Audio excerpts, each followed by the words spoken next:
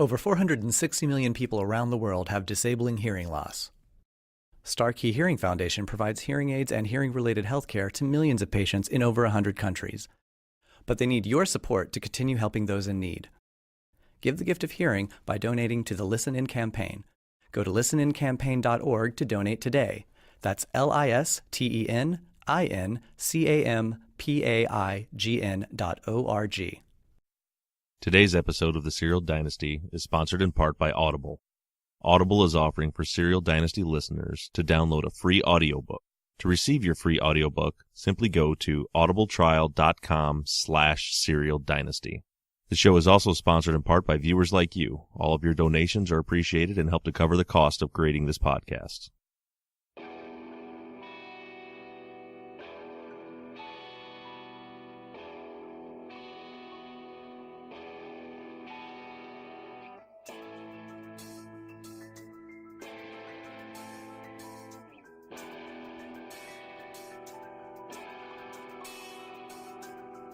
Hello everyone and welcome back to the Serial Dynasty. This is episode number 5 and I want to thank you once again for taking the time to download this episode, and thank you for all of your support in downloading the episodes, sharing on Facebook and Twitter, rating on iTunes. Once again, all of these things are letting us grow at an exceedingly fast rate.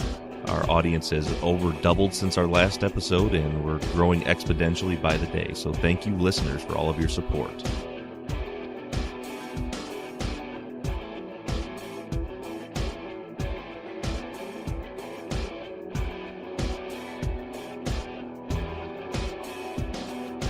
For those of you that are new to the show, I want to let you know and remind all of you listeners that this podcast is listener-driven, meaning most of our content comes from thoughts and theories of listeners just like you. So if you have any thoughts and theories about the case or any questions, I encourage you to send them to me at theories@serialdynasty.com. And once again, I want to open with an email from Mary Armstrong. She has done just that. Her subject line is, "I want a URIC-appointed attorney," or "Going Buck Wilds." Mary says, "Hi Bob, Mary with a new email. Once again, I suck at theories, but I'm exceedingly proud of my subject lines. Keep it up. I'm so glad smart people are listening and connecting with you." Mary, thank you again for sending us that email to open up the show with, as always. Now moving along, we have a lot to cover today.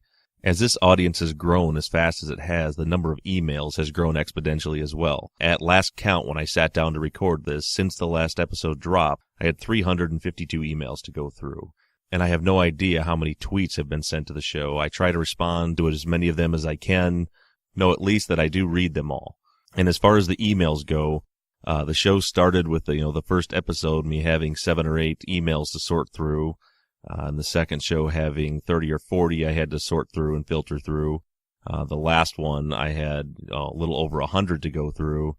And like I said, by this episode, I've got 352. So for all of you listeners, I don't want any of you to feel discouraged, like you're sending emails and I'm not responding. I'm not ignoring you specifically. That's just a massive volume of emails to read.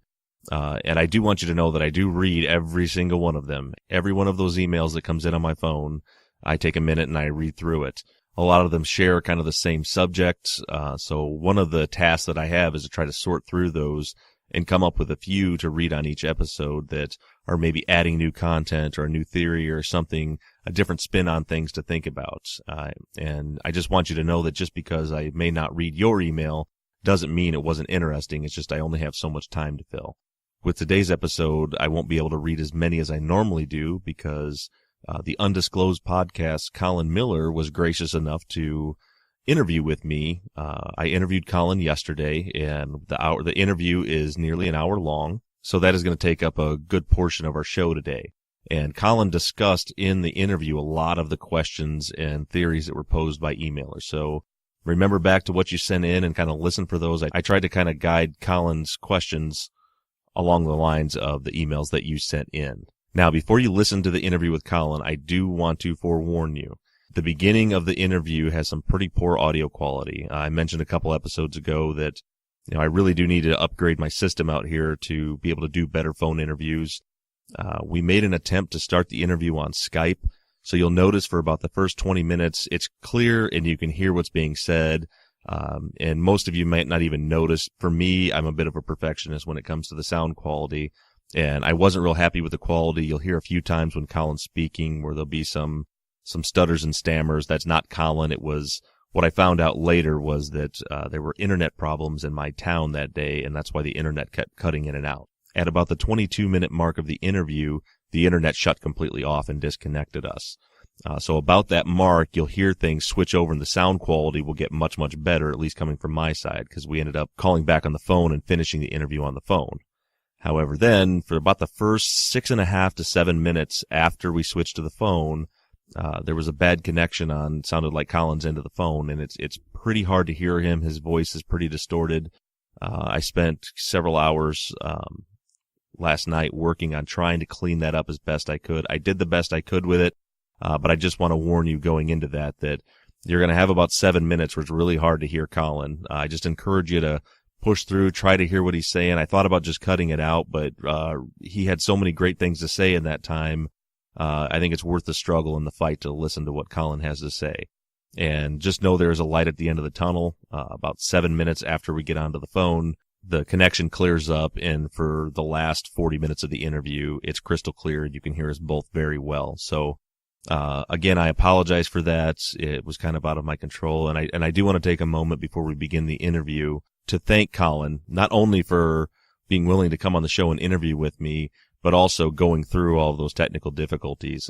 Colin's a busy guy and, very, very gracious to keep putting up with the connection problems and the phone problems. And I had to call him back a couple of times, and Colin was a trooper and was just willing to roll right along with it. So thank you very much, Colin Miller, for not only being on the show, but putting up with all of the technical difficulties that we had. And hopefully before I do any more phone interviews for the show, I'll be able to upgrade to a little better system where we can get some clearer sound coming from both ends. So without further ado, I'll begin the interview with Colin Miller from the Undisclosed Podcast and the Evidence Prof blog.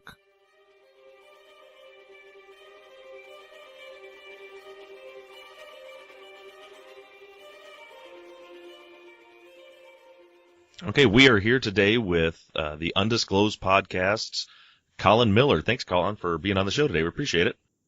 Yeah, thanks for having me. Hey, first thing that I wanted to ask you is, just to clear it up for myself and all the listeners, is can you tell us a little bit about your background? I mean, I know you're an attorney, but like what type of attorney and as far as that goes? Sure. I graduated from law school in 2003. After that, I worked at a litigation firm for 2 years. We handled all types of cases, civil, criminal, contracts, property. Then I worked as an appellate court attorney in New York for a little over 2 years. And after that, started as a law professor at the John Marshall Law School in Chicago and was there for about 5 years. And I've been here at South Carolina as a professor and associate dean at the University of South Carolina School of Law for the last few years. So you have some real experience with the appellate process, being that you were working in that field for a little while then. Yeah, a little over 2 years. I was at the New York Supreme Court Appellate Division in Brooklyn. It was actually the busiest appellate court in the country. We handled a whole variety of cases, and it was basically reviewing what happened at the trial level, whether it be ineffective assistance of counsel claims, claims about evidence that was improperly admitted, arguments about prosecutorial misconduct. On that topic, Dave, did you ever see any ineffective assistance of counsel cases win and get an appeal based on that? Yeah, I mean, it's a claim that's often made. It's made a lot in pro se filings, which are filings without an attorney. And so it's often something that's thrown in. It's rarely something that is going to be successful because usually decisions by trial counsel are chalked up to trial strategy, in that an appellate court's not going to second-guess decisions that could have worked to the favor or detriment of the client. This case is a bit different with Adnan because the allegation here is failure to contact an alibi witness, where really what the courts have said is there's no strategy behind that. That's simply an omission or failure by the counsel. Okay, and then just real briefly, because, there's been, questions of people's, my bias and yours and Susan's bias and as far in that regards towards the case. Did you have any connection with Rabia prior to Serial? No, I was just here at the law school last fall. A colleague had been listening to Serial. She told me I might be interested in it because it dealt with a lot of criminal and evidentiary issues. Based upon that, with no prior knowledge of the case, I looked at some of the appellate filings. I started listening to the podcast and independently started posting about it in my blog and doing some research in the case, but I had no connection whatsoever with Rabia or Adnan or his team. Okay, that was my next question too, is you weren't familiar with the case either prior to Serial. No, I hadn't heard about the case at all before being told by the colleague about it. Basically, it seems that anybody that disagrees with the Adnan's guilty camp, that it's because we're biased. And I think from what you're describing, yourself, me, Susan, all of us, we came to the position that we're in after researching a case that we knew nothing about, and by the evidence came to this conclusion, which is the opposite of bias as far as I'm concerned. Right, it's the same. I mean, I watched The Thin Blue Line when I was younger. It's one of the movies that led me to going to law school. Got intrigued by that case and looked into it. I watched The Staircase, the Michael Peterson one, about the death of the wife down the staircase. Got interested in that case, looked into it. Sort of the same thing with this, is just started listening to the podcast, found it really interesting. It dealt with a lot of issues that I deal with in class, and so decided to delve into it. So next I'd like to discuss with you a few things from episode 4 of the Undisclosed podcast. There was a lot of information in that podcast, the 28 days, as we walked through step by step by step what happened the 28 days after Heyman Lee disappeared. Or the first thing that I noted in there, and that you guys also noted over and over again, was that a majority of the notes were all written on February 14th. Is that the correct date on that? Right, February 14th. Was it all just one particular investigator that was writing notes on the 14th, or were there multiple people doing that? I'm not entirely sure. I think there might have been multiple people, but I can't really say for certain. Yeah, I thought I caught from the Susan reading some of that on the podcast that there was a couple different detectives that all had these notes, and all the notes from interviews were all written on the 14th for interviews that happened, some of them up to almost 2 weeks prior. Right, we had some of those occurring as early as January 13th, and so really you're talking about notes and reports that are post-dated well after the initial interview. Yeah, and that, the conclusion that led me to was that, and it was alluded to that on Undisclosed podcast, was that, the investigators had these conversations, and it kind of leads back to what I discussed on my last episode about, the prior conversations with Jay, that they'd gathered some information and they had some conversations or whatever had happened. And then after they decide that Adnan's their guy, then all of a sudden they start backtracking and writing all those notes out. Is that kind of how you took it as well? Yeah, it's strange. As I said, I worked at the appellate court, and so basically every 4 weeks there we would get 7 case files, and they would be hundreds to thousands of pages, and they would include police interviews, trial transcripts, etc. I've never, in literally hundreds of cases, ever seen something where you have these notes from interviews taking place weeks later, and so your assumption is something that could certainly be valid. I don't really have a point of reference to say I've ever seen this before to try to understand exactly what was going on here. Well, I know that from my experience as an arson investigator, rule number 1 as far as any type of investigation from the education I have on it is rule number 1 is you write everything down immediately. I mean, that was one of the first things that we were taught. And there was days of class where they would discuss that, how it's so easy to gather some information, days go by, and then things like confirmation bias, which I think plays a part in this, and your memory shifts, and you write it down later, and it's not accurate. So it blew me away that a professional investigator would hang on to something and then write their notes about it weeks later. There's just no way that can be accurate. Right, and we found numerous instances in the files of cases where they have handwritten notes followed subsequently by typed notes weeks later, and you can compare the two and see oftentimes the typed notes are quite different in intention and reading than those handwritten notes. And so you can really see how those issues of memory could come into play based upon the timing of these. Yeah, and then to me the question leads to, is it a memory issue, or does it go back to some of the conspiracy and corruption that we've been talking about in the weeks leading up to this, where somewhere, somehow, someone has pushed the fact that Adnan Syed is the guilty party here, and then everything is written to reflect that. It seems like there's a lot of that going on to me as well. Yeah, and as you say, confirmation bias. You don't have to believe any type of overt or malicious conspiracy. It could simply be the matter of they took these notes initially when it was more of an open investigation, and then after the fact, when Adnan has been sort of focused upon as this suspect in the case, it could be unconscious. Another thing, as far as this case goes, as an investigator, that frustrates me is, like I said, rule number one was always, write everything down immediately so that you don't lose track of it and you don't get caught up in confirmation bias. And rule number two was always to not to lead witnesses when you're interrogating them. And interrogating is a strong word for my line of work because, I have to investigate every fire, whether it's an arson or whether it's an accidental fire. We still have to determine how the fire started, and you have to rule out theories.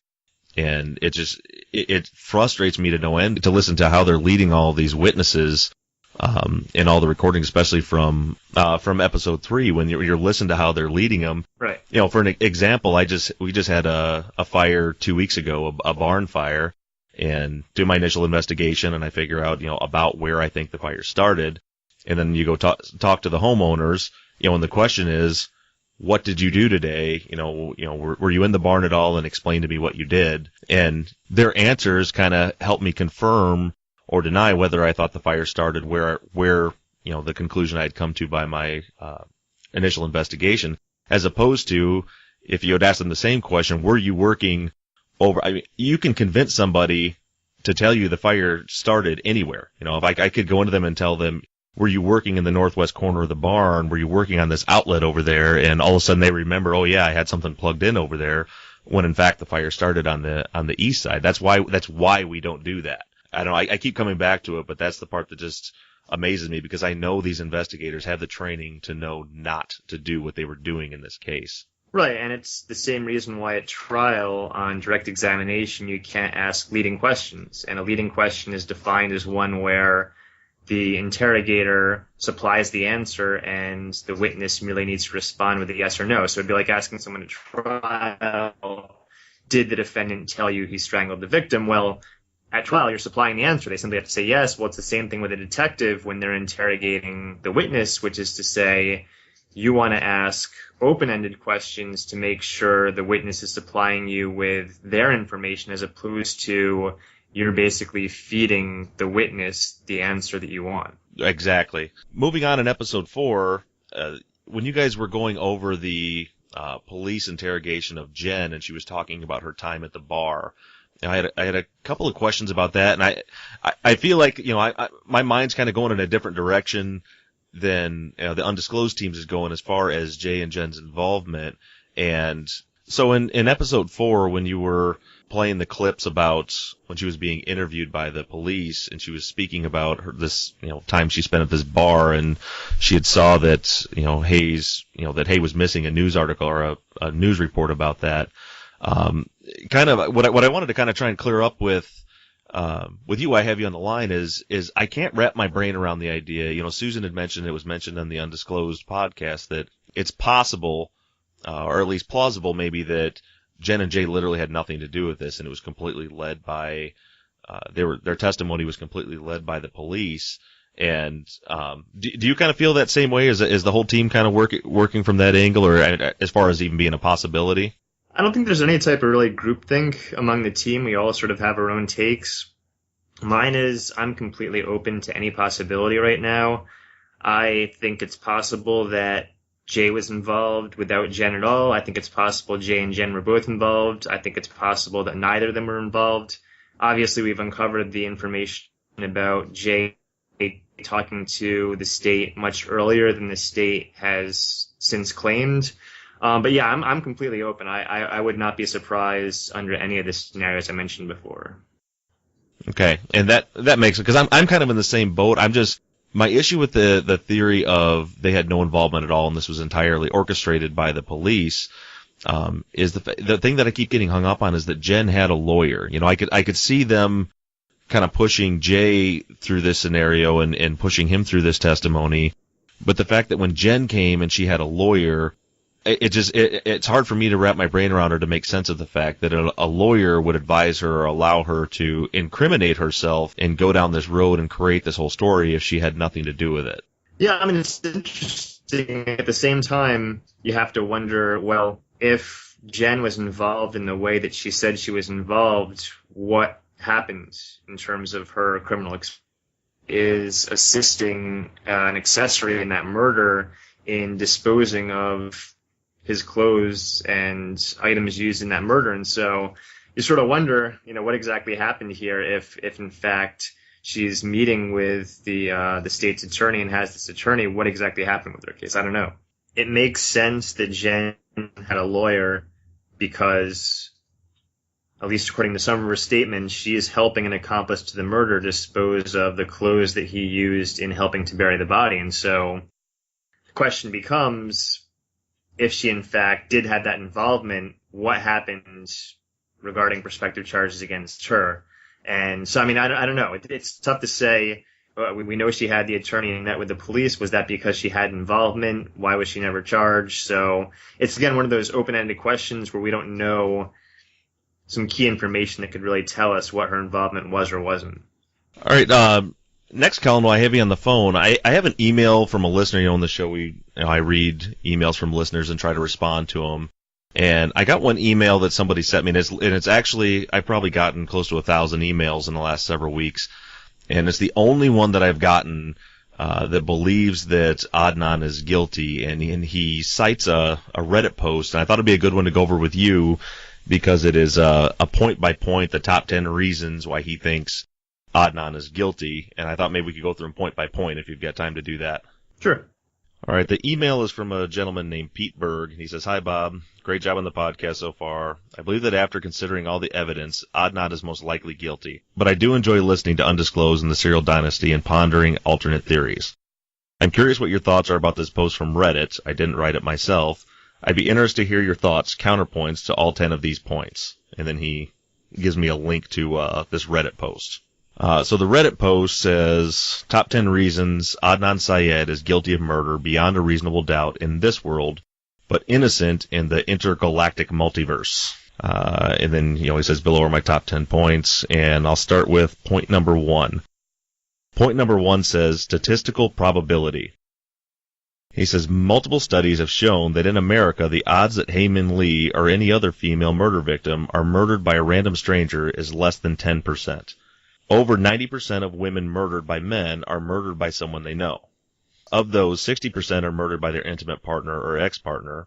Most often, females are killed by males in the course of an argument between the victim and the offender. By far, the leading and most reasonable explanation about what happened to Hae Min Lee is that there was an argument between Adnan and Hae over her new relationship with Don that escalated into violence. Every other theory, particularly given the total lack of evidence to the contrary, stretches reasonable doubt to the breaking point. In this world, in the multiverse of worlds, Hae is killed by some random serial killer or by a drug gang or by alien abduction.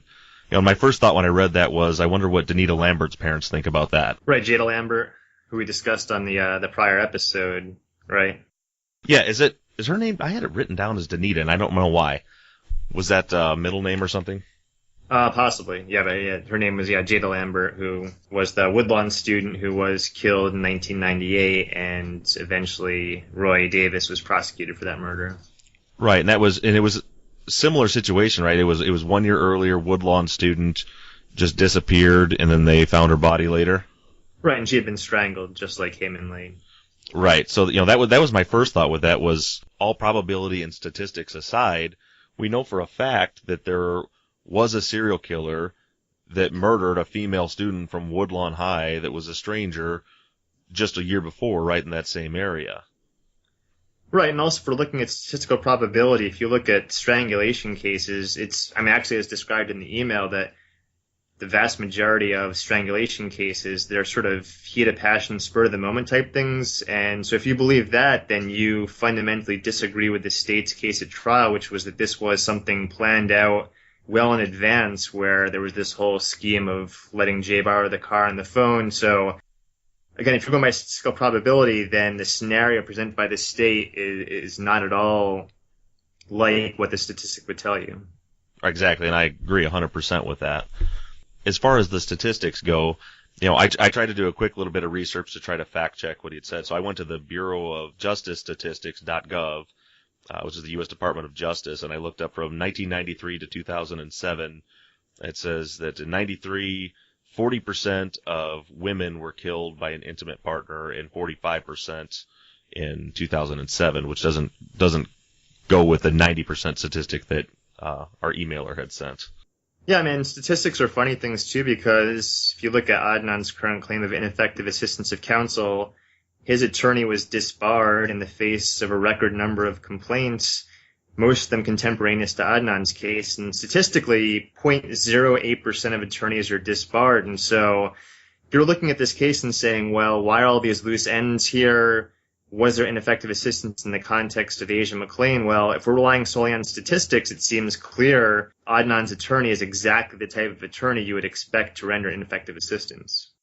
Yeah, that's a great point when you compare the two, and it's less than, would you say 0.08% of attorneys are disbarred? Was that the statistic you gave? Right, 0.08, yeah. Yeah, so it was more likely for Hay to be killed by a serial killer than it was for Cristina Gutierrez to be disbarred, but that happened. Right, and it's unfortunate. I'm looking into this now, actually, a number of cases that Gutierrez handled in 1999. It really seems like right around the time she took Adnan's case and was learning about Asia is when she had some medical issues, she had some financial issues, and it seemed like she dropped the ball not only in his case, but a number of other cases she was handling. So then, number 2, he says, is the absurdity of a police conspiracy. Without a doubt, police led aspects of this case in interrogation. They had an uncooperative suspect, Jay, that they had to make cooperate. But to believe they coerced Jay's testimony in its entirety, you have to believe they also coerced Jen's testimony as well. You have to believe that something as substantial as finding Hay's car was hidden from her family. You have to discount incriminating cell phone evidence, most notably the Lincoln Park cell phone pings. You have to develop wild theories about how all corroborating testimony was incorrectly attributed as having occurred on January 13th, etc. Is all of this possible? Yes. We live in a multiverse after all. Is it reasonable? No. Any reasonable outside observer can see that the odds that Jay was not involved directly in the burial, Adnan is by far the most likely perpetrator of the murder, just as any reasonable person would find Jay and probably Jen as an accessory after the fact. Yeah, well, again, if you look at that, I mean, this is the point entitled The Absurdity of a Police Conspiracy. I think that a lot of people look at this and they take it to mean, well, this is a case where the police were just creating facts and they knew what they were doing was wrong and they targeted this innocent person. But that's not the way a lot of these wrongful convictions happen. It's a matter of, again, confirmation bias. The state identifies a suspect, they put the blinders on, they ignore evidence to the contrary, and they hone in on someone. And so it's a matter of not necessarily creating this entire plot out of cloth. It's a matter of they have someone in Jay, and Jay is willing to enter into a plea agreement and give testimony against Adnan. They look for all the evidence they can find to confirm that. And, it's mentioning here in this email, you have to believe a lot of these witnesses are wrong about January 13th. Well, I mean, I think we've done a pretty good job on the podcast of showing how a lot of these events really couldn't have happened on the 13th. And to say, for instance, there was a wrestling match on the 13th, and specifically one at Randallstown, when we have newspaper reports showing they played another school. Inez Butler, who's establishing this, says the wrestling match was at 6:30, and Randallstown had a home basketball game at 6:30 on the 13th, and no space to have a simultaneous wrestling match and basketball game. When you really delve in, it looks like these witnesses are wrong. And again, it's not a conspiracy to say the police are trying to get people to say the 13th. It's people make mistakes, and they could be misattributing events from different dates to January 13th based upon simple errors in human memory. Yeah, I agree with that. And, I feel like the conspiracy aspect of this, I think you're exactly right. But in my belief at this point, I believe, that they got to Jen led them to Jay. Jay gave them a story, and, and I've talked about several times on this show, I don't understand the why they went with it. One thing, I've read some old newspaper clippings and things about that, but from your guys' investigation, was there a lot of pressure? Yeah, I read some post somewhere that it said there was a lot of pressure from the Korean community and from the community to close this case because of Jada Lambert's case from the year prior that was still open at that time. All right, we'll move forward to point number 3 is the incriminating cell phone pings. In particular, the Lincoln Park cell phone pings are in the early evening. If Adnan had his phone at this time, which is what he claims, There is no reasonable explanation for these pings other than the phone was near or in Lincoln Park, which Adnan claims to have never been near. To get the phone there without Adnan's involvement involves creating scenarios that, while certainly possible in this vast multiverse, are highly unlikely in this world, and can be reasonably dismissed as improbable. That something is possible does not mean it is reasonable to assume it could have happened. It bears noting that earlier in the day, the cell phone pings do not align in a way that either Jay or Adnan's description of the morning. Very likely something else was going on. Who knows what, but it is just another instance of Adnan lying about where he was and what he was doing.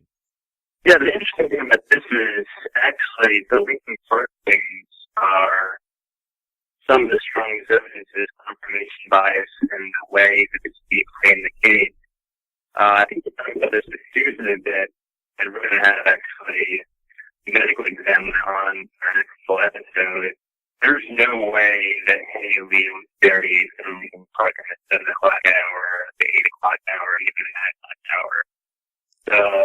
The vividity of her body was anterior within the front of the body, and her body was buried on the right side. So those Lincoln Park things, they can't be consistent with Dave's story of Adnan and Jay burying the body there.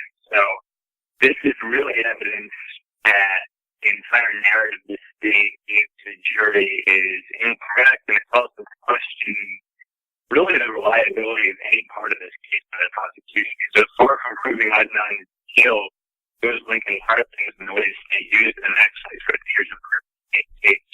Yeah, and I was going to mention that the Levidian, I know that that's something, the autopsy report, that's going to be discussed in episode 5 of Undisclosed. All right, so moving on to point number 4, it says multiple instances of Adnan lying, some of it deeply disturbing.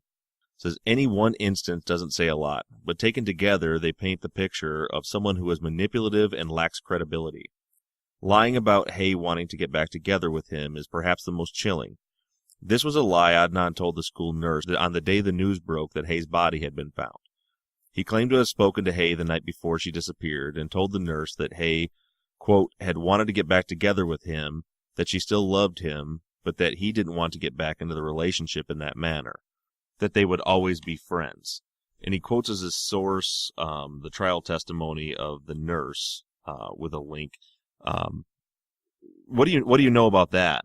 Yeah, I mean, it's a question of, this is a nurse who testified at the first trial, and at the second trial she was prepared to testifying.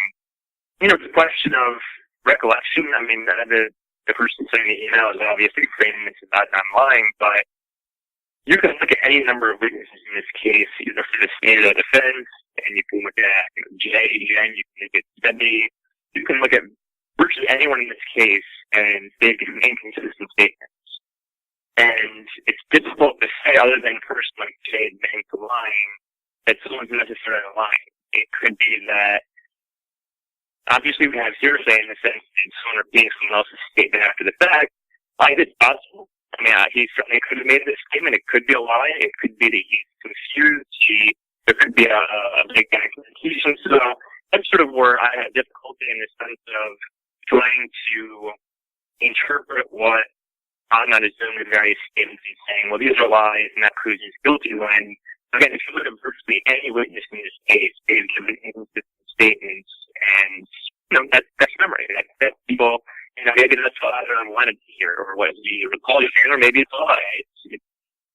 And maybe the nurse deferred something. It's one of those things where you certainly could point to this as evidence of guilt, but there's plenty of innocent explanations for it. And he also goes on to say, another damning lie was lying about asking Hay for a ride on the day of the murder, witnessed by 2 separate credible witnesses and confirmed by Adnan to a police officer the same day.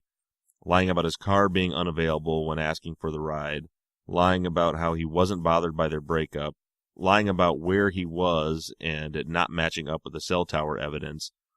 Stealing from the community mosque donations, etc. In my perspective, in terms of the whole riot thing, I mean, that's one thing that definitely troubles me about Adnan's statements. And I'm not quite sure what to make of them. Obviously, we have the report by Adcock where he usually says, I was supposed to get a ride, and then didn't eventually get that ride, and then we have him later saying, never asked for a ride. So that's confusing. On the one hand, that's very confusing to me. I'm not sure what is going on there.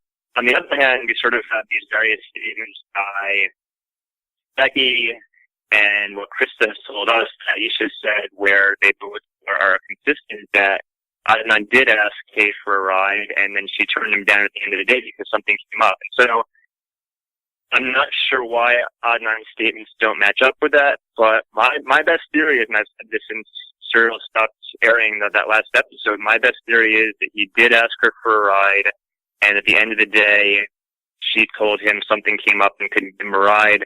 And yeah, I don't know why the various statements have been given. I don't have a good explanation as to what's going on there, except for I can say I'm fairly confident that she did turn him down for a ride at the end of the day. Okay, and now, to be clear, he's never changed any statements about whether he actually received a ride, right? He's never said that he actually took a ride from her. Yeah, and it's again one of those things too. If you look to Adcock's report, it's one of those things written well after the fact, and so it's tough to say. Did he in fact tell Adcock that he had asked for a ride? What exactly did he tell O'Shea later? And then what exactly did he interpret as a ride? So we know from Becky, Debbie, and I believe Stephanie that both before and after they broke up, Hay would frequently give Adnan a ride, so to speak, from school to the track or track practice. And so what exactly is Adnan interpreting as a ride? Because maybe he's not figuring that's the type of ride they're asking about. I'm not sure. It's so tough to say, again, exactly what is going on with those statements. But, yeah, I mean, there's a bit of an inconsistency there that raises questions.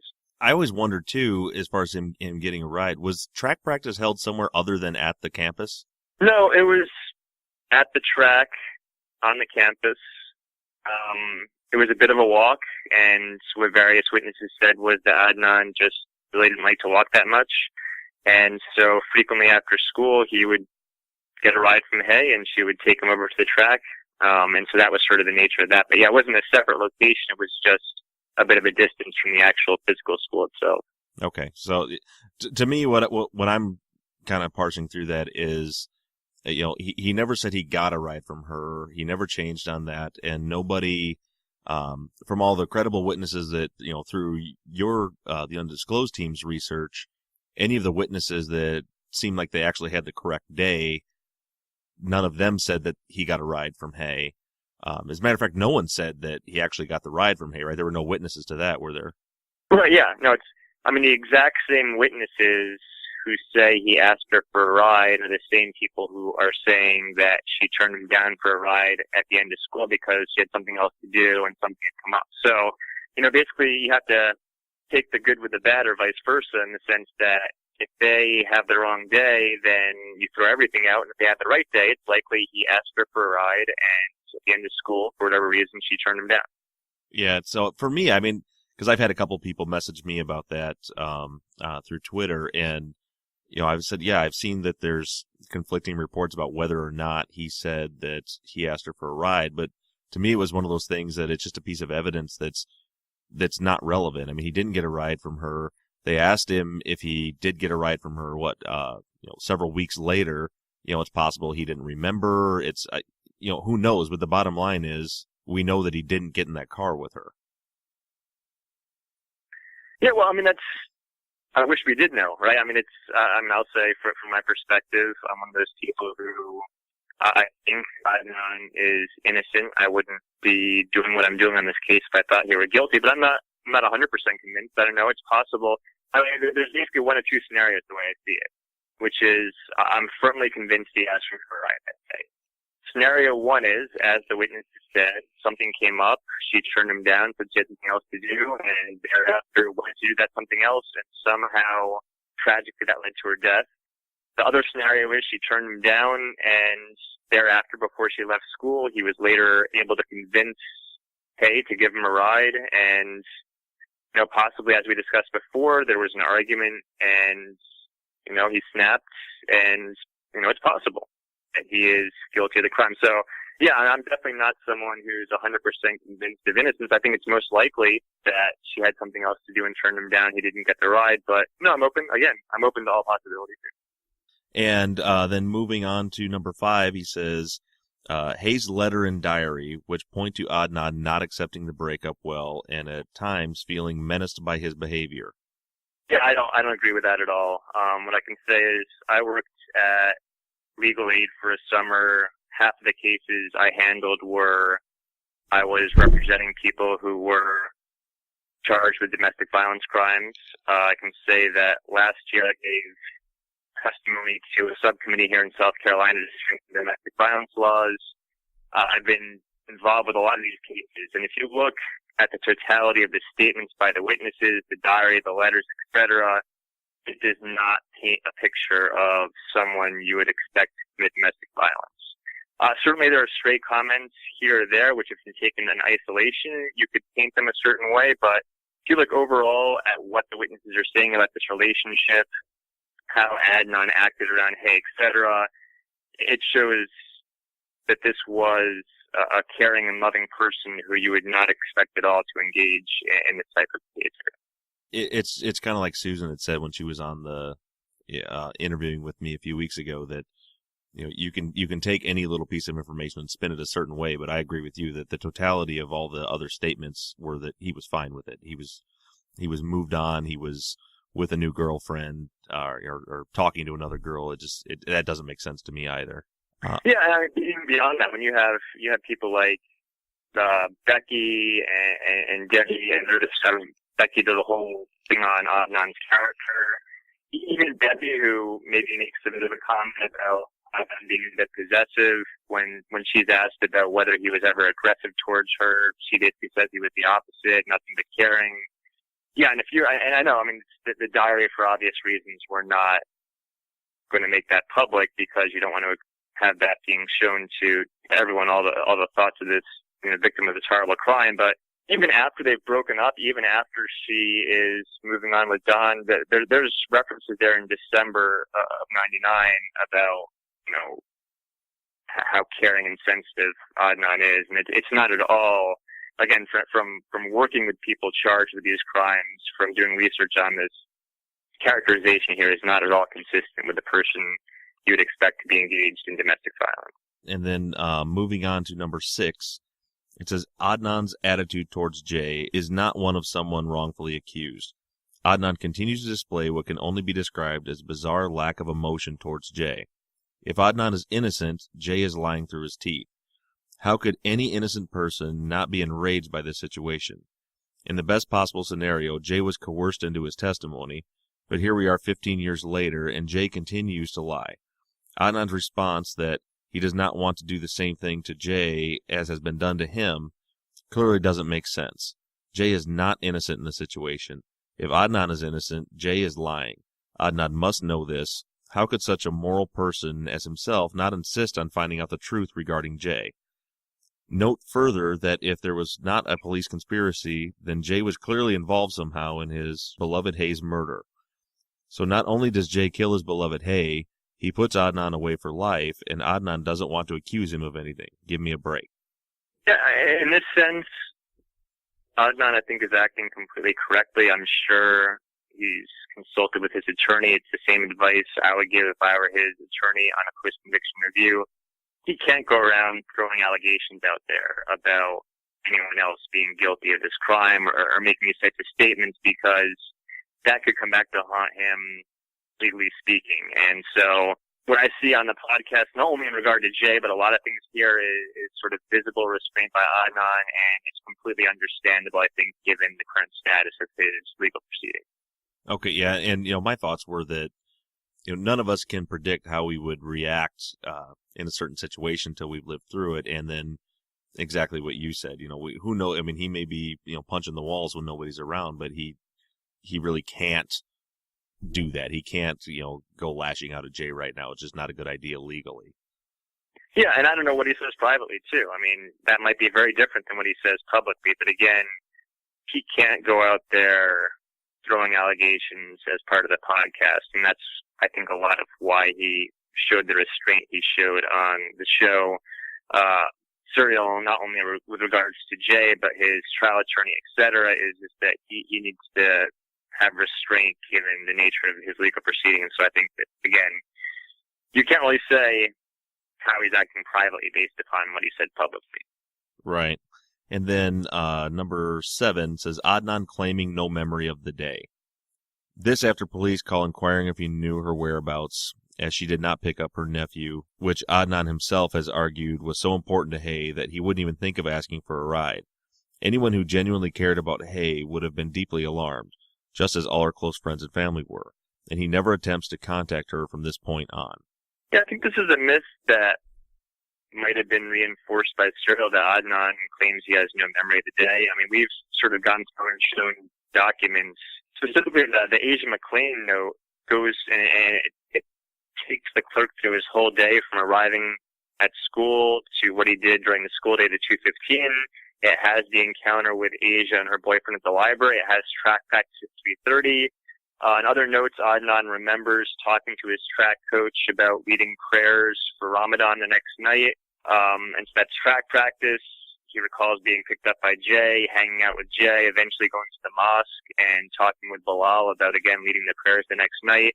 He certainly doesn't have a comprehensive memory, understandably, of every single thing he did that day, but yeah, he certainly has a recall of a solid amount of the events that happened that day. So there's certainly not a complete lack of memory about it. And again, we're also dealing with, I guess, 2014 or 2013 when he talked to Sarah. So if you look at Jay's Intercept interview, if you look at Europe's Intercept interview, there's a lot of things there that are just completely factually wrong, and it's understandable that all these years later, he might even have a lesser memory than he had back in 1999 or 2000. But yeah, certainly it's not a complete lack of memory. It's not like the day was deleted. He remembers certain events in that day. He doesn't remember other events. And what are your thoughts on him not trying to contact Hay afterwards? Yeah, I mean, it's one of those things where you could draw whatever inference you want. And according to Adnan, Aisha, who was Hay's best friend, and I think a few other people, maybe Krista, were constantly paging and were getting updates, etc., and he was hearing information. He wasn't the boyfriend at the time. He was the ex-boyfriend.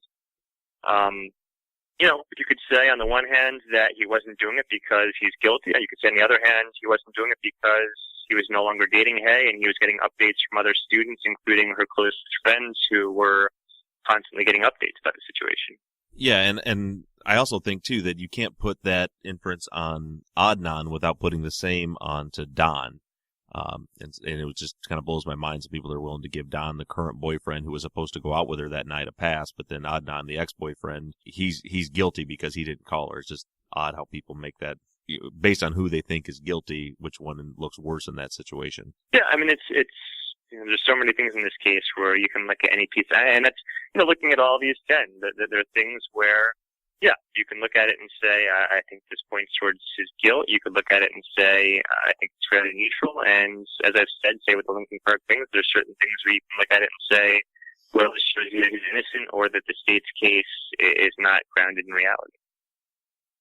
Okay, and then number 8 here says, multiple instances of both Jay and Jen telling third-party strangers about the strangulation death of Hae Min Lee before any police interrogations. And my first thought was, how does that make Adnan guilty? If anything, it makes them guilty. Right, and then we got that weirdness, too, where Jen says, I learned it was a strangulation from Nicole. And so it's again, really tough to say what inference to draw. You could say, well, it's completely confounding because Jen saying she learned from Nicole. Did Jay learn from Nicole, too? So do they have first-hand knowledge? Again, as I said, it's possible Jay and or Jen are involved and Adnan's not. It's also possible that Jay, before he made any of these statements, had met with police. We know from what we discussed that he likely met with them earlier than the police in the state have reported. So it's tough to establish a timeline and say, well, here's a specific date when Jay or Jen said she was strangled, and we can isolate that as clearly happening before either of them had involvement with the police. Okay, and then number 9 says, writing, I'm going to kill on a breakup note from Hae. Assuming this was related to this world, he says, and not the multiverse of worlds, and against the background of everything else that has happened in this world, it is pretty damning. Right, so we have this I'm going to kill note, and you can sort of pull up, anyone who's listening to this, the testimony of Aisha, who again was his best friend. And when she's testifying at trial, they're passing this note back and forth during, I believe, a health class. And there was a question about whether Hay was pregnant and questions about an abortion, and there's sort of these, somewhat inappropriate high school comments about this possible pregnancy and abortion. In that context, you can kind of see Aisha herself says when she's questioned at trial, they're sort of joking around. That again, I'm not going to repeat the comments in the note, but you can look at the what they're saying back and forth. And so you could look at this note and in isolation say again, okay, well, look, this is evidence that he's going to kill her. On the other hand, you can look at it and say, this is in the context of them joking back and forth about pregnancy and abortion. And in that context, the note has a very different meaning. I think mainly what we have is Aisha, and she seems trustworthy. And so, yeah, it seems like during this health class, there was a pregnancy scare, and they were sending a note back and forth during class. And this is before, I think if I have the timeline right, they get together again after this. And so, like, this is not sort of after the last breakup and she's moved on to Don. This is much earlier in the process. Yeah, that was my understanding, that this happened prior to, like, December when they were back together again. Yeah, I think there was like a trip to like an amusement park or something, and that's what had led to the letter or something. But yeah, it's not at all related to Hay moving on to Don and dumping Adnan. It's a much earlier thing that's while the relationship is still in flux and moving back and forth. Okay, and then their last one is number 10, the Nisha call. Reasonable to believe it was a butt dial? Sure. Just as reasonable to believe it was an actual phone call in an effort to provide an alibi for his whereabouts, namely that he was with Jay, an alibi that he could no longer rely on once Jay flipped. I put no bearing on that Nisha call at all to me for a couple of reasons. One, I actually had that exact same phone in 1999, and I used to butt dial people all the time because the way you stored numbers in that phone was you could assign speed dial to the 9 digits, and if you wanted to call somebody, you just hold down the number 1, say for whoever's number 1, for 3 seconds, and it would just call them. So it used to happen to me all the time. Also adding the fact that the only time Nisha remembers talking to Jay was when Jay was at work at the porn store, which he didn't work at until, a few weeks after the murder. And then also the fact that, I put a lot of weight into the track coach's testimony that he remembers Adnan being at track that day, if it was the day when it was a nice day in January, which had to have been January 13th from what your team had discovered. Yeah, I mean, the weird thing about the track coach is when he actually testified at the trial in 2000, he says track practice starts at 4 p.m. And that's strange, but actually I just had this discovery earlier this week, which is that indoor track ran till the end of February 1999. And actually on March 3rd, 1999, the defense investigator went and talked to the track coach. And I actually posted this note on my blog. We have notes that Gutierrez actually takes based upon the private investigator's interview with the track coach. And at the bottom it says 330-430- and it's either 5 or 5:30. And so based upon that, the first statement given by Coach Tsai certainly seems he's saying track starts at 3:30, and that's consistent with the statement he gave to the detectives later in March that he would arrive at track practice at 3:30. And as you say, he recalls this day in the 50s, the rare warm day in January where Adnan is on time, and they talk about him leading prayers to the mosque. And if you look at actually the days that Adnan was in attendance at school and they had track practice, there's only 3 days during Ramadan that work. We have, I believe it's January 7th, January 11th, and January 13th, the day that he disappears. The 7th and the 11th, the high temperature those days, I believe one day the highest in the 20s, the other day the highest in the 30s, and the 13th is when it's in the 50s. And that says really two things to me. One, the two initial statements given by Tsai in 1999, right after the end of indoor track practice that year, he's saying track starts at 3:30, Adnan's on time. And I've actually, the Nisha call, yeah, I mean, it could be a butt dial. That is something, though, that has always troubled me, despite the fact that it's likely not the call that Nisha is having a trial. But now at this point, I think the preponderance of the evidence shows Adnan was on time at 3:30 at track practice on January 13th, and therefore that would rule out the Nisha call as something that's incriminating for him. Right, and to me, maybe one of those three things in and of itself might not be enough to rule it out, but like you said, the preponderance of the evidence. I mean, how easy it was to butt dial with that phone. The fact that we have fairly good evidence stating that he was at track practice on time at 3:30, and the fact that Jay wasn't working at the video store at that point. So when you put all three of those together, for me, as I've been going through kind of my investigation with this, like that's okay. That one, just move it aside. That one doesn't mean anything. Yeah, and plus the fact, if we look at Adnan's call log, there's no other school day when he calls Nisha before 7 o'clock.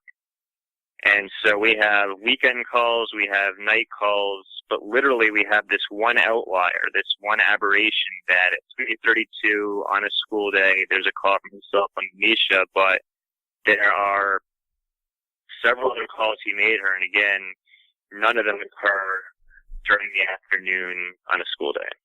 Right, so that would have been extremely out of the ordinary, especially if you consider that the state's narrative is that he had just murdered someone and then decided to call this girl and chit-chat. None of that makes sense to me. Right, and it's another one of those things like the Lincoln Park things where you can see that the state's case is not grounded in reality. Despite all the track stuff, despite the possibility of a butt dial, I'm still, again, amenable to the fact that it's possible that Adnan did have the cell phone and call her. But if he did, again, it's not that call described by Nisha and Jay. And that's yet again then, I mean, obviously Nisha could just be mistaken, and or not even mistaken, she's recalling the call that's later. She never said it's January 13th, but clearly Jay is saying, I remember being put on the phone by Adnan on January 13th and talking to this girl from Silver Spring. And yet again, that's them trying to create this narrative that has no connection to reality. If in fact Adnan did call Nisha on the 13th, that's not the call that she was describing. And it is the call that the state's trying to make into this call where Jay was put on the phone. Okay, well, there's our fair and balanced approach. There was some, getting some slack for not having any Adnan might be guilty content on the show, and that's the only email we got, and we went through it, and I appreciate you going through it with me. If you got a minute, I've got one more quick one to go through with you that has a couple points like that, but much shorter than that one. Sure. Okay, this one is from Megan, who we've actually heard from before on the show. Her Twitter handle is smartassy534. She just says, "Hey Bob, killer episode again. I don't have a theory for you, just questions. In my last email, I threw out a random theory that my fiance and I had entertained for a moment, but I do have some serious thoughts this time. First off, it never occurred to me that Uric could ultimately be the puppet master behind all of this. I really didn't even question him until the episode of Serial where Jay's pro bono attorney was brought to light. Shady business for sure. I tried to do some digging on my own, but I just keep running into circles. So here are my questions. Number one, how many cases did Uric have back in 99? More so, how many cases in that surrounding couple of years did he have? And I don't know. I've been trying to dig up some of this information, and I'm getting nowhere with it. Do you happen to know any of those? Yeah, I wish I did. I mean, I know Uric was in the narcotics unit, and so he primarily did drug cases as opposed to homicide cases. And so I imagine he had a good number of drug cases back in 1999. As far as I know, there's not really a database where you can look up the cases that a particular prosecutor handled. I can, for instance, with Gutierrez, the defense counsel, I have been doing this, look at the cases she handled for comparison's sake, but there's not really, as far as I know, public information where you can say, well, beyond stray stories or appellate court opinions, here are cases where Uric was actually involved. Do you know, I have been doing some research, found that he no longer works for the state as of, I think it was 2003. Do you have any idea why he's not working for the state anymore? Did he just decide to start his own practice, or any ideas there? It's impossible to tell. He could have left because he wanted to start his own practice. There could have been political issues. There could have been performance issues. So it's impossible to say whether it was his choice or not, and why exactly he had decided to do private practice. Okay. And then she has, number two, how many of these cases involve the same detectives as Adnan's case, which I think we can't answer because we don't have the list. And then number three, it's clear that there's some kind of corruption in Uric's procedures. Do you think the Innocent Project will focus on past and present Uric cases too? Just think, Adnan might not be the only innocent person sitting behind bars because of this man. Food for thought, smartassy534. And that's kind of an angle that I'm taking on this right now, is not only from what happened in Adnan's case, but seeing what happened in Adnan's case. What I'm trying to figure out is it possible that this has happened to anybody else? And if Yurik really was the puppet master behind all of it. Do you know, I know that you guys have teased that at some future episode we're going to hear from the Innocence Project or hear about what they're doing. Do you happen to know if they're digging into any of this stuff with Yurik? Yeah, I mean, I have really no idea. Besides his involvement in Adnan's case, I really have no idea of what he's done in other cases. And so, yeah, I can't really speak to that. It seems to be kind of a dead end. And I guess this, with this show being so listener based and a lot of our content and information comes from our listeners, I guess I'll throw that out to any of you that are listening to this. If anybody does have any kind of resources or content or contact or ability to research some of that, please shoot me an email at thetheories@serialdynasty.com email address and maybe help us get to the bottom of some of that. Other couple of real quick questions for you, then I'll let you go. I know we've been on for a long time and had all kinds of technical difficulties during this.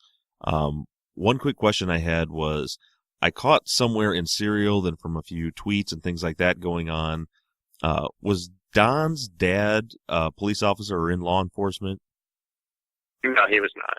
That was, I believe, a misconception. I don't know if it was on Serial itself or people thought that. There's someone with the same last name who is the son of a police officer, but Don was not the son of a police officer. Okay. And then the only other question I had that I wanted to kind of clear up from looking at the documents on the undisclosed website, when I was looking at the time cards, I just had a little bit of confusion. It shows 2 time cards. One of them says from January 9th, 2013. One says January 16th. Are those dates, is that the ending of the pay period or the beginning? In all honesty, that's Susan's been doing the stuff for the time cards. I actually haven't really looked at that, so I have no idea Okay. How to read those time cards. I haven't personally looked at them myself. I assume that they're the beginning, because when I looked at the one that said 116, assuming that was the end, that showed him off on that Wednesday, which was confusing. So I assume it went the other way. Just didn't know if you had any light on that. And then last thing that I wanted to chat with you about before we let you go is just a quick breakdown of the court case and what we can expect, just kind of in layman terms for us as far as the ruling that we just got last week. And I know you explained in Undisclosed that now that is sending the case back down to the circuit court. Is that correct? Right. That hearing or what are the outcomes of that hearing? Is that's not an appeal, correct? That's a hearing to decide if he can move forward with an appeal? Okay, so basically, he filed for post-conviction relief based upon ineffective assistance of counsel, and he was denied that by the circuit court, which is in effect the trial court at the appellate level.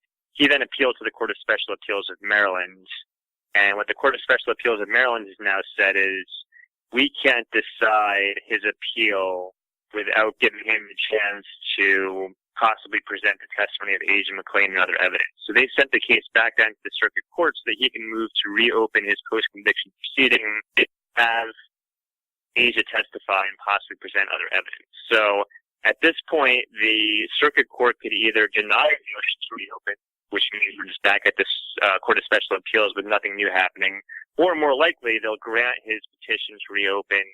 Asia can testify, and at that point, the circuit court can either give him relief or deny release.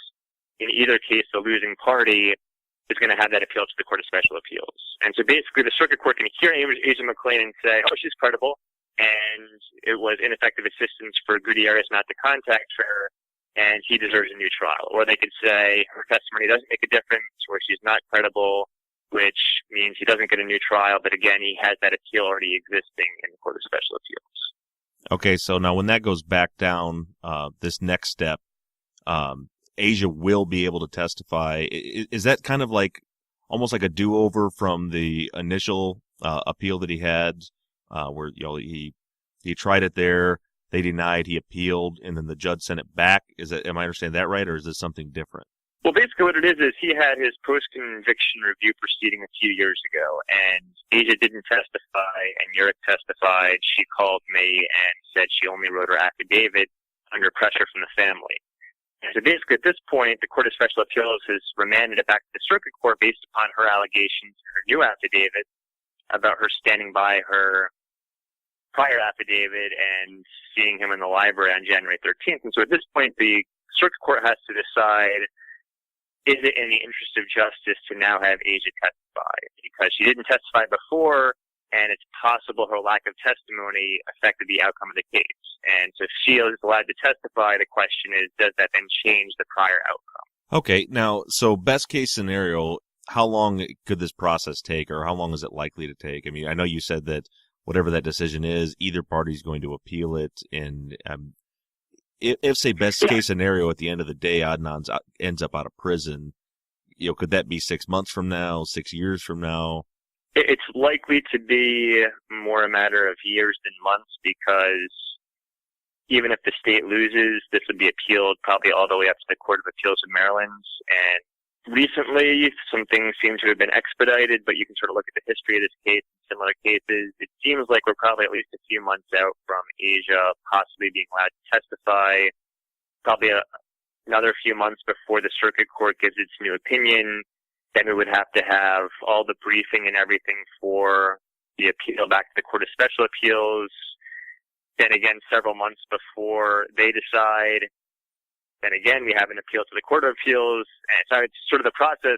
It's going to take a while. It's not sort of the 60-minute justice you see on something like Law and Order. It's something that's going to be protracted likely over the course of a couple of years. Okay, so yeah, we're going to be in this for a long haul to see it through. Yeah, most likely.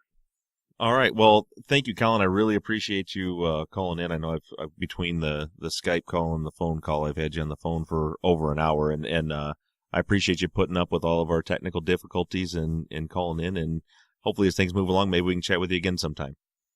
All right, no problem. Okay. Thanks, Colin. Take care. All right. Have a good day. You too.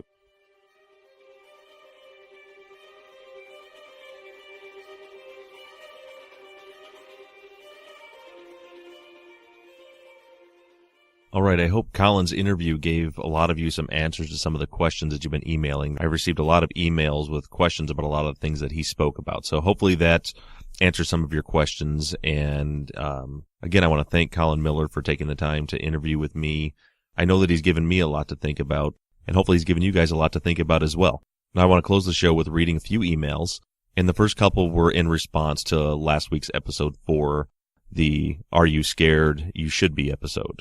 During the show last week, I made mention of Jen being arrested with an Anthony Wilds, and made mention to the fact that I wasn't quite sure who Anthony was. And a lot of these things listeners understand that I know the resources are out there to get to them.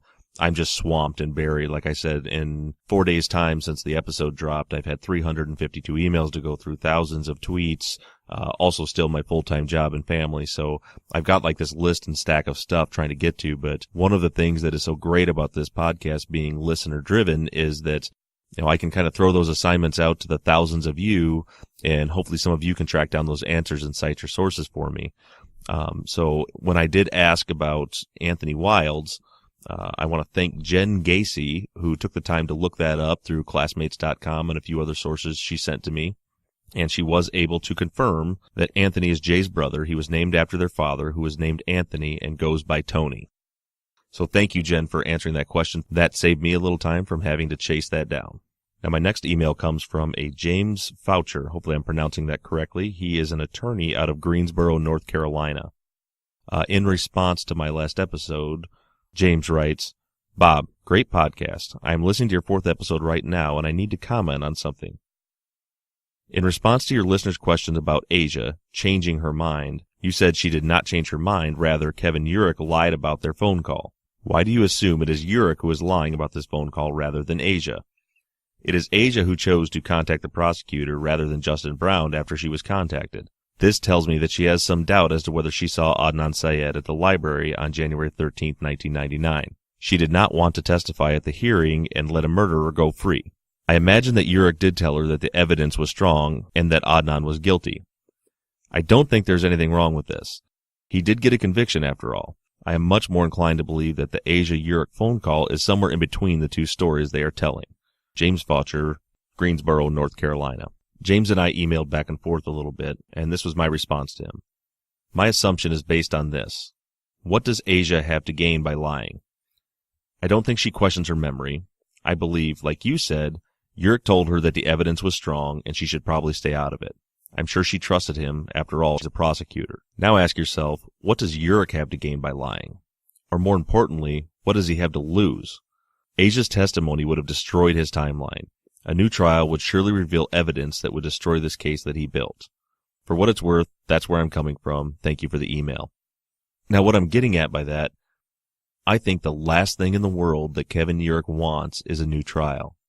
A completely new trial will allow Syed's legal team to present new evidence, all of the evidence that has been discovered since the trial back in 2000. Can you imagine Uric, Ritz, McGillivray sitting on the stand, listening to the tap, tap, tap? Can you imagine them sitting there with a good defense attorney, smashing Jay's timeline, starting from his interviews with the police officers and how that story changed to match the timeline given by the cell phone records, how his locations changed to match the cell tower location data, and it changed when the police officers realized that they had made a mistake. They would not only rip that case apart and free Adnan, but there would be serious questions of misconduct on the prosecutor side as well as on the detective side as far as how that investigation and trial went down. So the last thing in the world Uric wants is a new trial. So again, in this situation, will any of us ever really know for sure which one of them is lying? No, but for me, again, it's a question of motive. Asia has no motive to lie. Uric has a huge motive to lie. Now, while we're on the subject of Kevin Uric, I did mention briefly in the interview with Colin Miller that I was unable to trace down a case list for him while he was a prosecutor. He was only a prosecutor until 2003, and then he's left and he has his own private practice now. Now, on a side note, just for you listeners to know, because I've had several questions about this, I did send Kevin Uric an email. I invited him to be on the podcast to interview, to give his side of the story. I was very straightforward with him. I told him that I know that he really wants nothing to do with me, and to be clear, I am not a fan of his, but I really feel strongly that as this show moves forward, and we're throwing thoughts and theories out there, some of them are very factual, some of them are just speculation.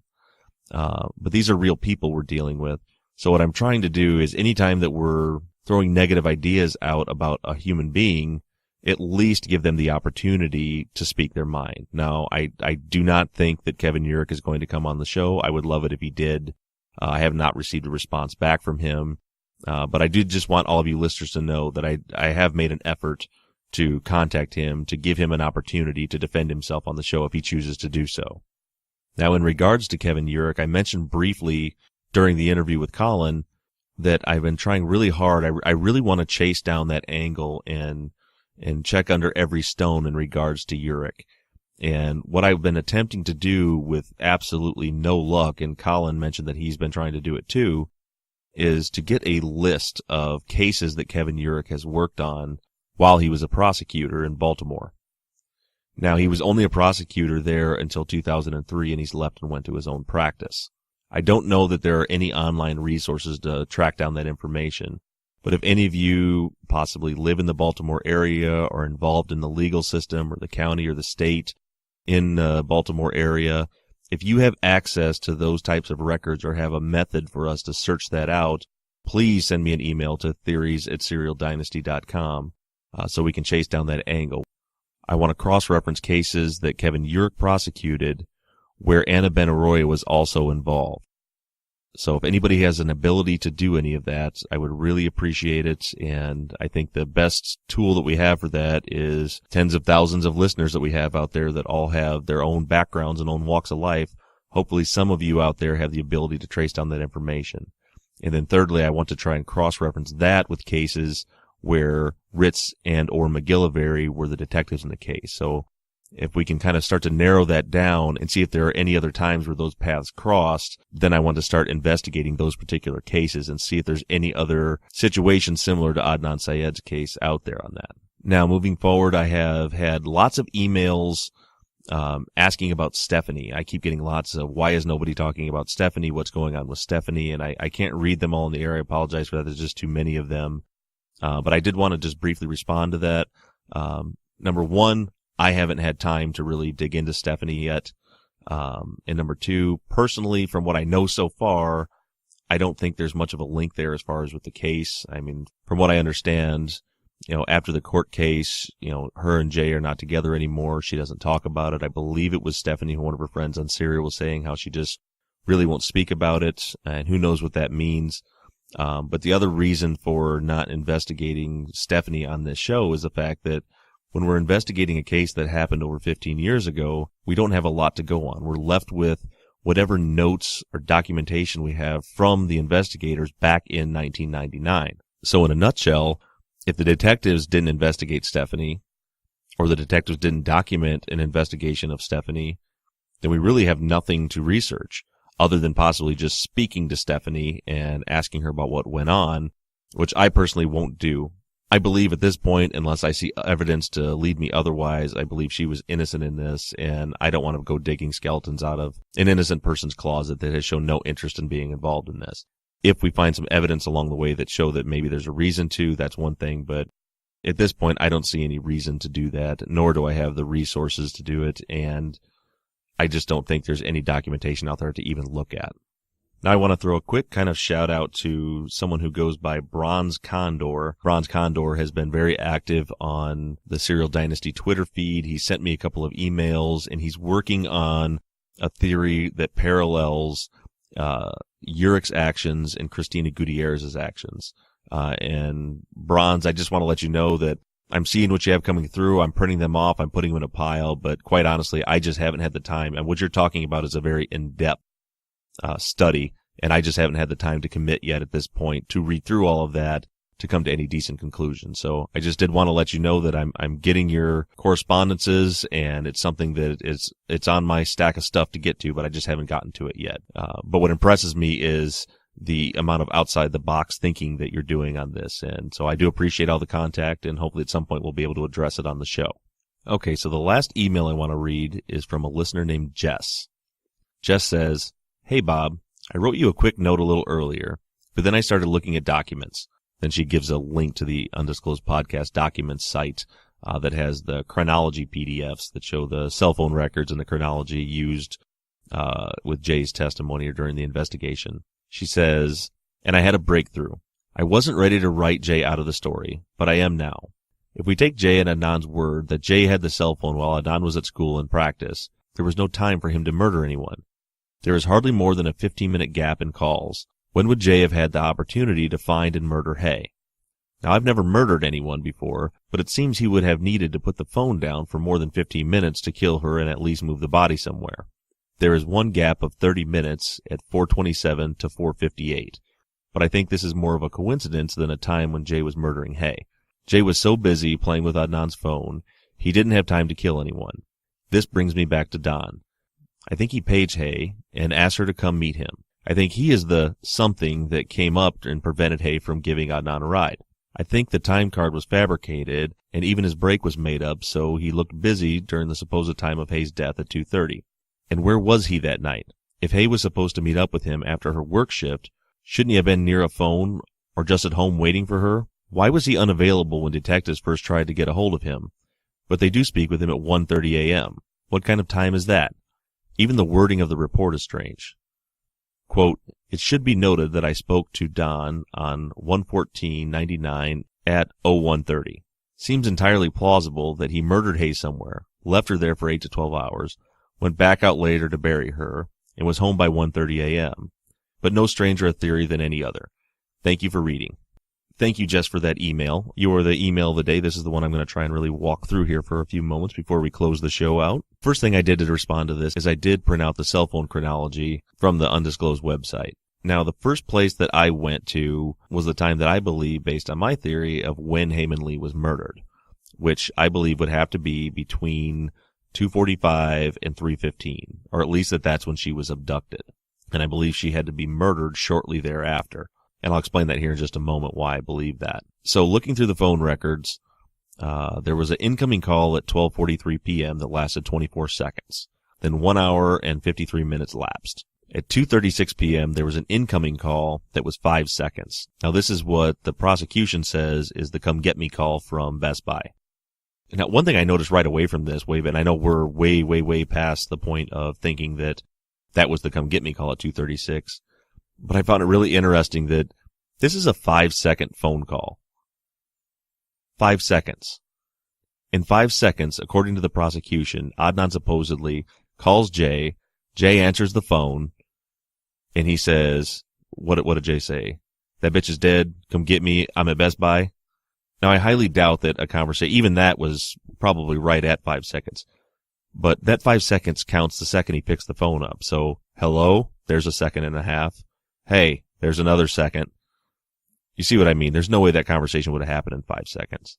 But anyway, I digress. Moving forward. So, 2:36, there's a call, incoming call for 5 seconds. Now, the next incoming call is at 3:15 p.m. for 20 seconds. So that's a 39-minute gap between the 2:36 p.m. call and the 3:15 p.m. call. Now, the 2:36 p.m. call is, again, 5 seconds incoming. I'm guessing that's a call that just went unanswered. 3:15 p.m. was a 20-second call. Possibly that one also went unanswered. Now, you see 6 minutes later at 3:21 p.m., Jay calls Jen. Now, when I'm looking at these, this is what I'm thinking. Okay, who knows what that 2:36 p.m. call is? Maybe it's Jen calling Jay on the phone. We don't know. It just says incoming. 3:15, it looks like to me possibly another unanswered call, or if it was an answered call, it was very short, 20 seconds. Now, that could easily have been a call that went to voicemail and was left unanswered. And you look at these times and think about how long of conversations you have with people. I mean, there's all these 28 seconds, 21 seconds, 5 seconds, 2 seconds. I don't see these as actually being conversations. So here's a possibility, and it's just speculation. Someone tries to call at 2:36 p.m. It's 5 seconds, so it's not answered and no voicemail left. If it was answered, it was extremely, extremely brief. Now, I'm pretty well convinced that Hay left the school between 2:45 and 3 p.m. So let's say Hay leaves the school at 3 o'clock, which is our best account, best we could tell by all of the witnesses. 15 minutes later, there's an incoming call. It's 20 seconds. Now, we don't know what that is. That could have been an unanswered call. It could have been a very short call. But my theory is that Hay had already been abducted at that time and was possibly in the process of being killed right at that moment, because she was supposed to pick up her family member at 3:15. We know she didn't get there at 3:15, so she had to have been abducted before that. So it's very possible this call came in during a struggle. Possibly didn't get answered, went to voicemail. That may explain the 20 seconds. Then 6 minutes later, Jay calls Jen at home. That's a 42-second conversation. That conversation may very well have been the call to Jen, letting her know that Jay had killed Hay. Or it could have been a call to Jen's brother, Mark. Because one of the theories that I'm entertaining, as speculation of course, is that Hay came across Jay and Jen together, busted them out, and one or both of them killed her in an attempt to stop her. Maybe it wasn't on purpose. Maybe it was a struggle. Maybe it was them grabbing her, telling her not to go, not to tell Stephanie. I don't know. And again, I want to make clear it's all speculation, but that's kind of the thought that still makes sense in my mind and has not been debunked. So maybe that calls to brother Mark saying, hey, get over here. We need to get this car. I don't know. Or maybe it is just a call to Jen. Either way, and I know I'm kind of all over the place here, so I'm going to try to make this a little more linear here. The 2:36 call means nothing. Who knows? 5 seconds, most likely an unanswered call. The 3:15 call, that's 20 seconds, I believe is a call that went to voicemail, and it happened during the struggle. 6 minutes later at 3:21, Jay calls either Jen or Mark for 42 seconds.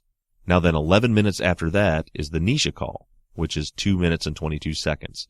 Now we discussed the Nisha call in detail with Colin Miller, so I'm not going to go over all the reasons why I don't believe that was a call that Adnan made, and that I do believe it was a butt dial. But as this plays into my theory, why would there be a butt dial right then at 3:32 that continues to ring and go unnoticed for 2 minutes and 22 seconds? That would have to be right in line with the time that Hay's body would have been being moved. Now, Hay was not a big person, but if anybody's ever tried to pick up a human being that is, and I apologize for the term, dead weight, it's a struggle, even with two people.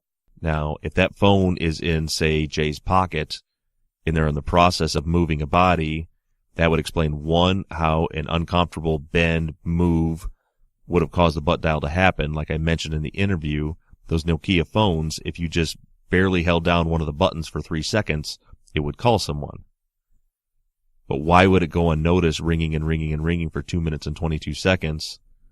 Possibly because your hands are full of a dead body, moving them somewhere else. So that is my response to that email, and that is also my best guess at a theory at this point. Based on those phone records, that's personally what I think happened. I do not know about Jen's exact direct involvement. I believe wholeheartedly that Jay was directly involved. And my new train of thought right now, after digging into those phone records more detailed, based on this email from Jess, I really started taking a closer look, and I really think that that is a plausible theory. I don't know that that's fact. I don't have proof for that right now. But as an investigator looking at this, that is the most plausible theory that I would be investigating if I was a detective back in 1999.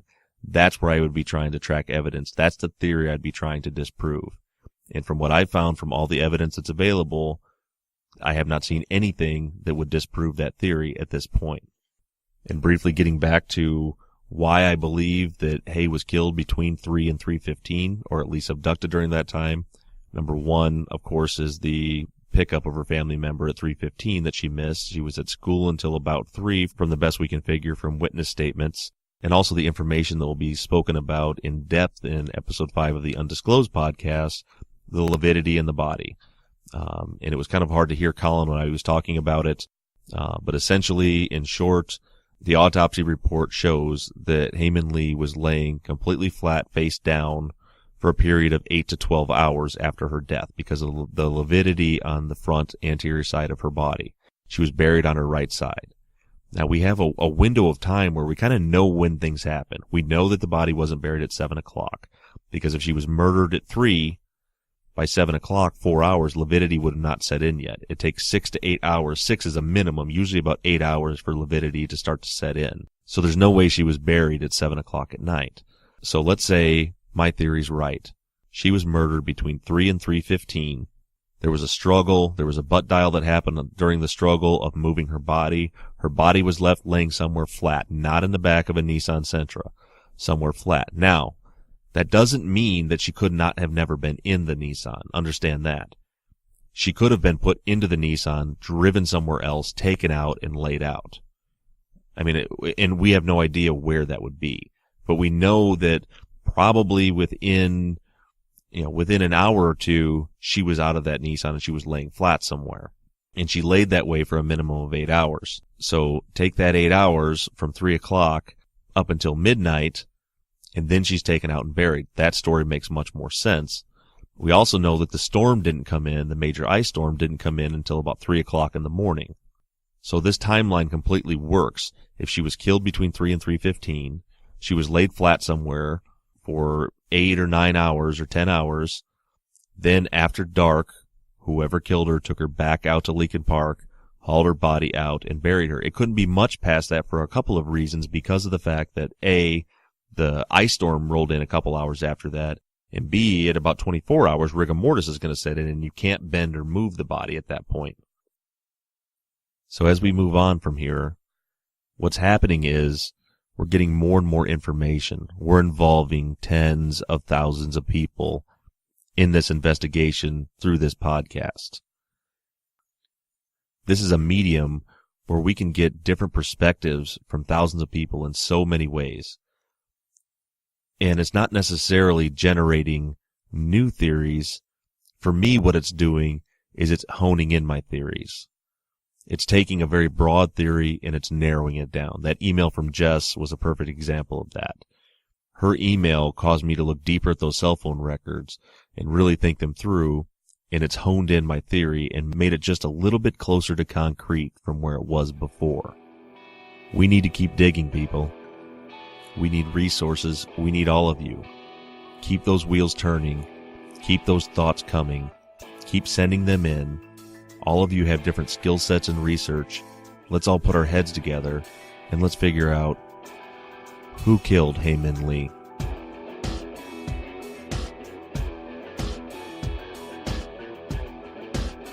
Our theme music for the Serial Dynasty is provided by Johnny Rose of Slightly Subversive Music. Funding for the show comes from listeners like you. If any of you listeners out there have the desire and the means to help out with the show, You can contribute to funding this show by going to serialdynasty.com and just clicking the donate button. And once again, a great way to help this show out that's free for you is to go to audibletrial.com/serialdynasty. By following that link, you can download a free audiobook. It doesn't cost you anything, and it does help us out quite a bit when you listeners do that. Keep sending me your tweets at Serial Dynasty. And most importantly, keep sending those thoughts and theories in to theories@serialdynasty.com. I want to give a special thanks one more time to Mr. Colin Miller. Thank you so much for joining us on the show today and putting up with all of our technical difficulties. And all of you listeners, don't forget to download the Undisclosed Podcast, Episode 4 Addendum, that should drop tomorrow, Monday at 6 p.m. And until next time, this has been the Serial Dynasty Podcast.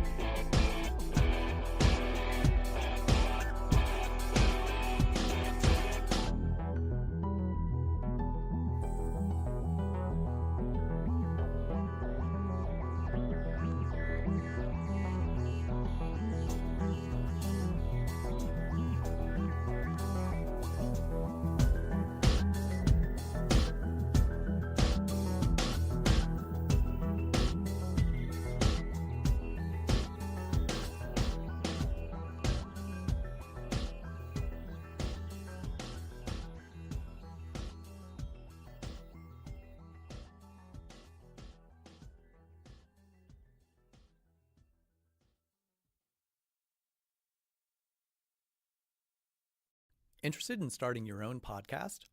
Audioboom can help with our $9.99 monthly subscription plan for hosting and distribution. You'll get 200 minutes of recording time per episode, a branded homepage on the Audioboom platform, embeddable players for web and social media, advanced analytics, and so much more. To sign up for your $9.99 monthly subscription plan, go to audioboom.com/start. That's AUDIOBOOM.com/START.